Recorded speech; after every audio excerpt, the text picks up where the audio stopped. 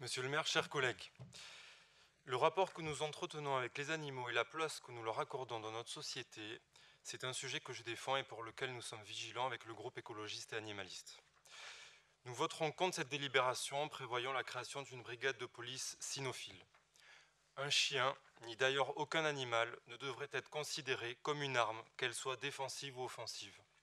Il est possible qu'il soit blessé ou tué lors des incidents. La puissance publique doit-elle exploiter l'image du chien pour faire peur? Nous ne le pensons pas. Par ailleurs, les policiers municipaux sont déjà armés et aucune étude factuelle n'a démontré une quelconque efficacité préventive supplémentaire à utiliser un chien par rapport à une arme classique.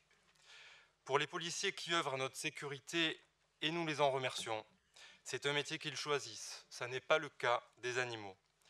Par ailleurs, il m'a été confirmé que des colliers étrangleurs sont prévus, en plus des harnais de contention.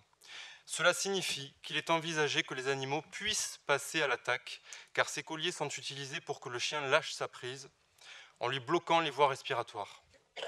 Ces colliers sont déjà prohibés dans plusieurs pays européens. L'an dernier, c'était au tour de l'Allemagne de les interdire.